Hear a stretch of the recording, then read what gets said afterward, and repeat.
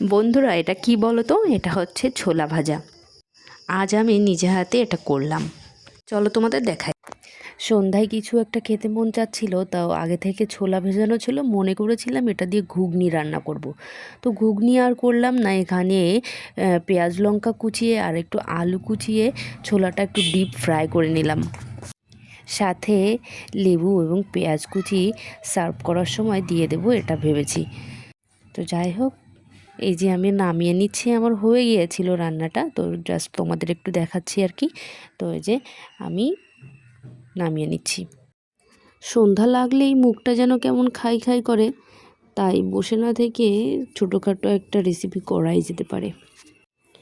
কিছু বানালে ছাপোনাদের ছাড়া খেতে মন চায় না। তো যাই হোক, এই যে বাটিতে বাটিতে করে নামিয়ে নিচ্ছি। বাড়িতে হাতে করে যদি কোনো ছোলা রেসিপি আমি বানাই, তো আমার যশোরে একটা ছোলা কাকু আছে, উনি এত সুন্দর ছোলা মাখা বানান এবং ওনার হাতের জাদু এবং হাতের যে শব্দ, ছোলা মাখা করার যে শব্দ, ওই শব্দে ওনার ভিড়, ওনার দোকানে এত ভিড়। উনি আমাদের ওখানে, আমাদের পাড়ায় বলতে গেলে ফেমাস। তো যাই হোক, ওনার মতো তো হবে না, উনি এত সুন্দর করে মাখায়। তো যাই হোক, এখানে এই যে আমি লেবু, পেঁয়াজ, তেল, উনি কিন্তু এই ইনগ্রিডিয়েন্টসগুলো ব্যবহার করে আমি দেখেছি। তাছাড়া উনি ছোলাটা ভোনা করা থাকে, আমি আজকে ফ্রাই করেছি, তবুও আমি আশা করি এটাও খেতে ভালো লাগবে।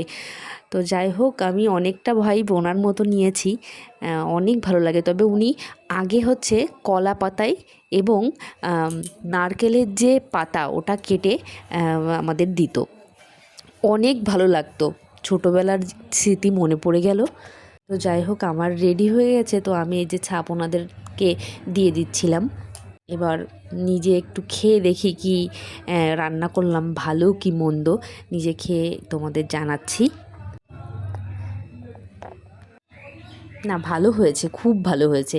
তো যাই হোক, এই যে কর্তামশাইয়ের জন্য এনেছি, এবার মেয়ে হচ্ছে ওনাকে খাইয়ে দেবে। যাই হোক, কর্তামশাই ঘুমিয়ে গিয়েছিল, উনি একটু টায়ার্ড ছিল। তো এই যে মেয়ে নিজে হাতে করে বাবাকে খাইয়ে দিচ্ছে। তবে সেটা ঘুমের মধ্যে ছিল, তো বাবা খুব একটা ভালোভাবে ফিল করতে পারিনি, তবুও মেয়ে চেষ্টা করছে বাবাকে খুব সুন্দরভাবে খাইয়ে দেওয়ার জন্য। এরপর আরেকটা যা না হলেই নয়, সেটা হচ্ছে আমার চা। যাই হোক, আমি লাল চাই খাই সবসময়ের জন্য, খুব কম হয় যে আমি দুধ চা খাই। তো যাই হোক, চাটা বসিয়ে দিলাম, এই যে এখন চিনি দিয়ে দিচ্ছি। চাতে আবার একটু চিনির পরিমাণটা বেশিই খাই। কিছু থাক আর না থাক, চা না হলে জাস্ট চলবে না।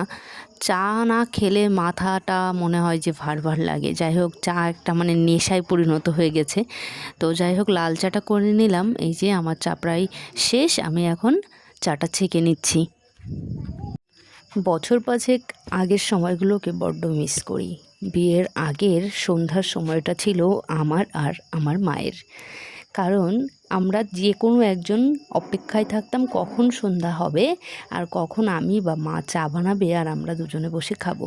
তো যাই হোক, সেই সময়টা মিস করলেও চায়ের নেশাটা রয়ে গেছে।